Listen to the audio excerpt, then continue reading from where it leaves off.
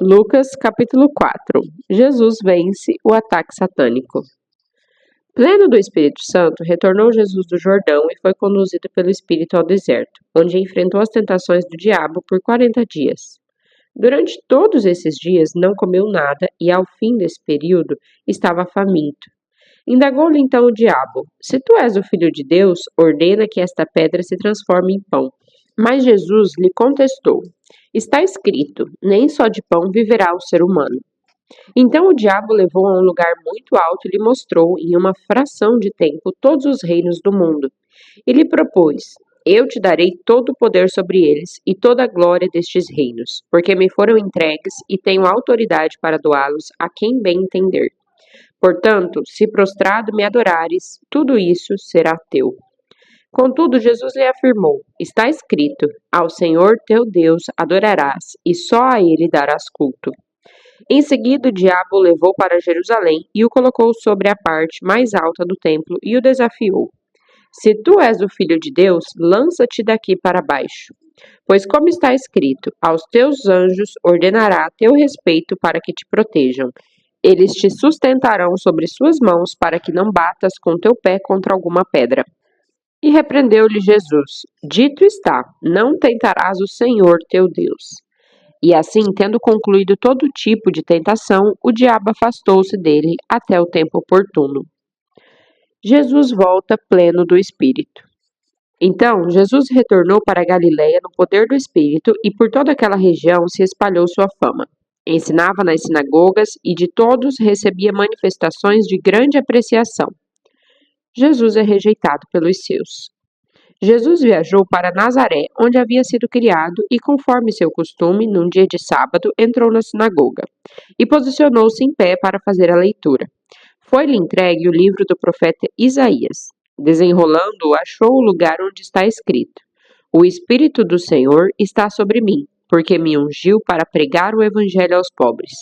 Ele me enviou para proclamar a libertação dos aprisionados e a recuperação da vista aos cegos, para restituir a liberdade aos oprimidos e promulgar a época da graça do Senhor. Em seguida, reenrolou novamente o livro, devolveu-o ao assistente e assentou-se. E na sinagoga todos estavam com os olhos fixos em sua pessoa.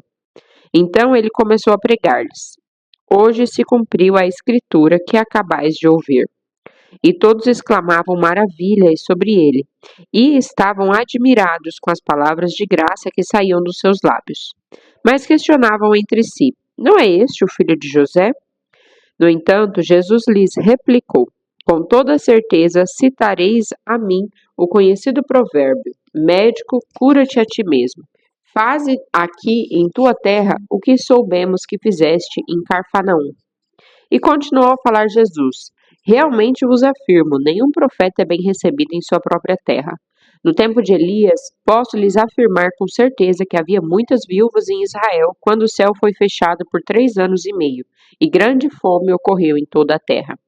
Contudo, Elias não foi mandado a nenhuma delas, senão somente a uma viúva de Serepta, na região de Sidom. Assim também, no tempo do profeta Eliseu, havia muitos leprosos em Israel, mas nenhum deles foi purificado, a não ser Naamã, o sírio. Então, todos os que estavam na sinagoga foram tomados de grande raiva ao ouvirem tais palavras. E levantando-se, expulsaram a Jesus da cidade, levando-o até o topo da colina sobre a qual a cidade havia sido edificada, com o propósito de jogá-lo de lá, precipício abaixo. Todavia, Jesus passou por entre eles e seguiu seu caminho. O poder da palavra de Jesus. Então Jesus desceu para Cafarnaum, cidade da Galileia, e noutro sábado começou a ensinar o povo. E todos ficavam deslumbrados com seu ensino, pois que sua palavra era ministrada com autoridade. Entre mentes, na sinagoga, havia um homem possesso de demônio, ou seja, de um espírito imundo, que berrou com toda a força: Ah, que tu queres conosco, Jesus de Nazaré? Vieste destruir a nós? Sei bem quem tu és, o Santo de Deus. Mas Jesus o repreendeu, ordenando: Fica quieto e sai deste homem. Imediatamente o demônio jogou o homem no chão perante todos e saiu dele sem o ferir. Todas as pessoas ficaram maravilhadas e diziam umas às outras: Que palavra é esta? Pois até aos espíritos demoníacos ele dá ordens com autoridade e poder e eles se vão. E as notícias a respeito de Jesus se espalhavam por todas as regiões vizinhas. O poder de Jesus sobre todo o mal. Saindo da sinagoga, dirigiu-se Jesus à casa de Simão. A sogra de Simão estava atormentada, ardendo em febre, e rogaram a Jesus que a ajudasse de alguma forma. Estando ele em pé próximo a ela, inclinou-se e repreendeu aquela febre que no mesmo instante a deixou. Ela rapidamente se levantou e passou a servi-los. Ao cair da tarde, o povo trouxe à presença de Jesus todos os que tinham diversos tipos de doenças, e ele os curou, impondo suas mãos sobre cada um deles. Além disso, de várias pessoas saíam demônios gritando: Tu és o Filho de Deus. Ele, contudo, os repreendia e não permitia que se expressassem, pois sabiam que ele era o Cristo. Jesus ora em solitude ao amanhecer. Ao raiar do dia, Jesus foi para um lugar solitário. De outro lado, as multidões o procuravam e, assim que conseguiram chegar ao local onde ele estava, suplicaram para que não as deixasse. Contudo, ele ponderou: é necessário que eu anuncie também as boas novas do reino de Deus em outras cidades, pois precisamente para isso fui enviado. E assim prosseguia pregando pelas sinagogas de Judá. Lucas capítulo 5. Jesus convoca seus discípulos. E aconteceu que num determinado dia Jesus estava próximo ao lago de Genezaré, e uma multidão o exprimia de todos os lados para ouvir a palavra de Deus. Ele observou junto à beira do lago 2 barcos, deixados ali pelos pescadores que, havendo desembarcado, cuidavam de lavar suas redes. Então entrou num dos barcos, o que pertencia a Simão, e lhe solicitou que o afastasse um pouco da praia. E assentando-se do barco, ensinava o povo.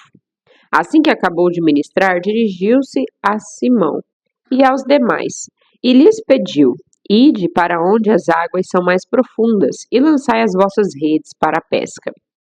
Ao que lhe replicou Simão: Mestre, tendo trabalhado durante a noite toda, não pegamos nada. Todavia, confiando em tua palavra, lançarei as redes. Assim procederam e pegaram enorme quantidade de peixes, tanto que as redes começaram a se romper. Por esse motivo, acenavam aos seus amigos no outro barco para que viessem ajudá-los. Eles chegaram e lotaram ambos os barcos, a ponto de começarem a afundar. Diante de tamanho evento, Simão se prostrou aos pés de Jesus e declarou: Afasta-te de mim, Senhor, pois sou homem pecador. Porquanto ele e seus companheiros estavam maravilhados com a pesca que haviam realizado, assim como Tiago e João, os filhos de Zebedeu, que eram sócios de Simão. Todavia, Jesus revela a Simão: Não tenhas medo, a partir deste momento tu serás um pescador de vidas humanas. Então, eles arrastaram seus barcos para a praia, renunciaram a todas as coisas e seguiram a Jesus. Jesus cura um homem leproso. Estando Jesus em uma das cidades, eis que um homem coberto de lepra veio em sua direção. Assim que contemplou a Jesus, ajoelhou-se e, colocando o rosto rente ao chão, suplicou-lhe: Senhor, se for da tua vontade, sei que podes me purificar. Jesus estendeu a mão, tocou nele e proferiu: Quero, ser purificado. E no mesmo instante, a lepra se retirou daquele homem. Em seguida, Jesus lhe ordenou: Não fales sobre este acontecimento a ninguém. Porém, vai, mostra-te ao sacerdote e oferece pela tua purificação os sacrifícios que Moisés determinou para servir de testemunho ao povo. Contudo, as notícias a respeito de Jesus se espalhavam ainda mais, de maneira que multidões convergiam para ouvi-lo e para serem curadas de suas enfermidades. Todavia, Jesus procurava manter-se afastado, indo para lugares solitários, onde ficava orando. Jesus cura um homem paralítico. Num outro dia, quando Jesus ministrava, estavam sentados ali fariseus e professores da lei, vindos de todos os povoados da Galiléia, da Judéia e de Jerusalém, e ele tinha o poder de Deus para realizar curas. Chegaram então uns homens trazendo um paralítico numa maca e tentaram fazê-lo entrar na casa, a fim de apresentá-lo perante Jesus. Não tendo sucesso nessa tentativa, devido à grande multidão aglomerada, subiram ao terraço e o baixaram em sua maca, através de uma abertura no teto, até o meio da multidão, bem diante de Deus.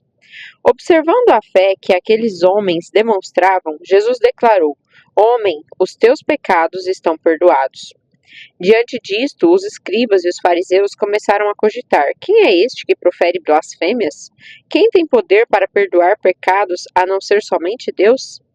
Jesus, entretanto, tendo pleno discernimento do que estavam pensando, questionou-lhes: Que censurais em vossos corações? Que é mais fácil declarar: os teus pecados estão perdoados, ou levanta-te e anda? Todavia, para que vos certifiqueis de que o Filho do Homem tem na terra autoridade para perdoar pecados. Dirigindo-se ao paralítico, declarou: Eu te ordeno, levanta-te, pega a tua maca e vai para casa. Então, naquele mesmo instante, o homem se levantou diante de todos os presentes, pegou a maca em que estivera prostrado e correu para casa louvando e bendizendo a Deus. E todos ficaram estupefatos e glorificavam a Deus. E tomados de grande temor, exclamavam: Hoje vimos grandes prodígios. Jesus torna um publicano em discípulo. Passados estes eventos, saindo Jesus encontrou-se com um publicano chamado Levi, sentado à mesa da coletoria. E o convocou: Segue-me. Levi levantou-se, abandonou tudo e seguiu a Jesus. Jesus num banquete com pecadores. Então Levi ofereceu a Jesus uma grande festa em sua casa, e uma multidão de publicanos e de outras pessoas estavam à mesa comendo com eles. Os fariseus e seus escribas reclamaram dos discípulos de Jesus: Por que comeis e bebeis com os publicanos e pecadores? Ao que Jesus lhes ponderou: Os que têm saúde não precisam de médico, mas sim os enfermos. Eu não vim para convocar os justos, mas sim para chamar os pecadores ao arrependimento. Jesus é questionado quanto ao jejum. Em seguida, eles lhe observaram: Os discípulos de João jejuam e oram com grande frequência, assim como os discípulos dos fariseus. No entanto, os teus vivem comendo e bebendo. Jesus então lhes propôs: Podeis fazer jejuar os convidados para o casamento enquanto está com eles o próprio noivo? Contudo, dias virão em que lhes será tirado o noivo. Naqueles dias verdadeiramente jejuarão. E lhes acrescentou esta parábola para pensar: Ninguém tira um remendo de roupa nova e o costura sobre roupa velha. Se o fizer, certamente estragará a roupa nova. E além disso, o remendo novo jamais se ajustará à velha roupa. Da mesma maneira, não há alguém que coloque vinho novo em recipiente de couro velho. Ora, se o fizer, o vinho novo, ao fermentar, arrebentará o recipiente, se derramará e danificará o recipiente onde fora colocado. Ao contrário, o vinho novo deve ser posto em um recipiente de couro novo, pois pessoa alguma, depois de beber o vinho velho, prefere o novo, porquanto se diz: o vinho velho é bom o suficiente. Lucas capítulo 6. Jesus é Senhor do sábado. Em um certo dia de sábado, enquanto Jesus caminhava pelos campos onde se plantavam cereais, seus discípulos começaram a colher e a debulhar espigas com as mãos, e se alimentavam dos grãos. Foi quando alguns dos fariseus os inquiriram: Por que fazeis o que não é permitido durante o sábado? Então Jesus os questionou: Nem ao menos tendes lido o que fez Davi quando teve fome, ele e os seus companheiros?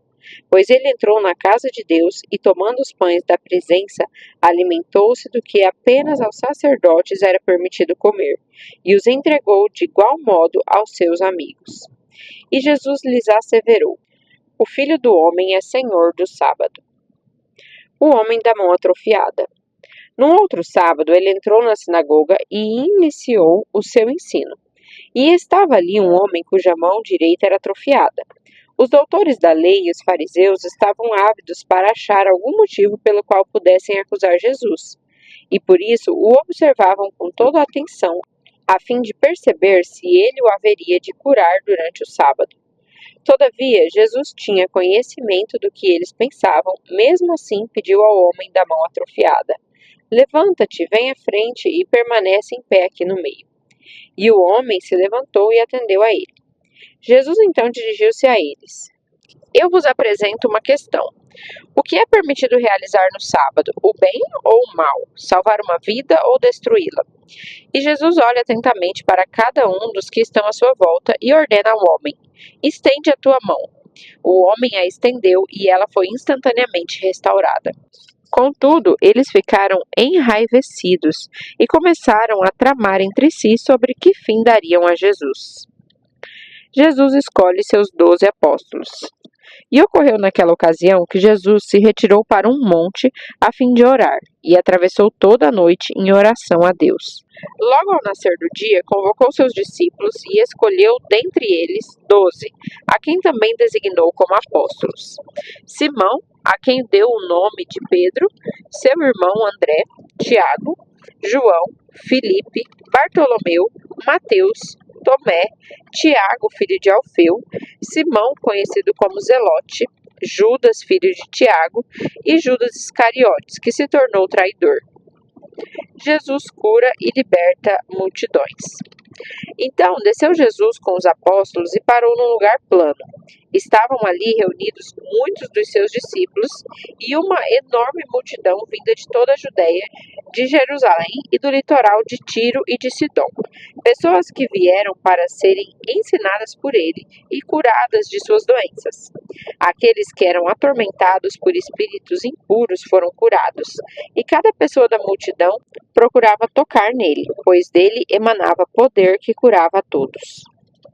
As bem-aventuranças. Então, dirigindo o olhar para os seus discípulos, Jesus lhes declarou: Bem-aventurados vós, os pobres, porquanto a vós pertence o reino de Deus. Bem-aventurados vós que agora tendes fome, porque sereis saciados.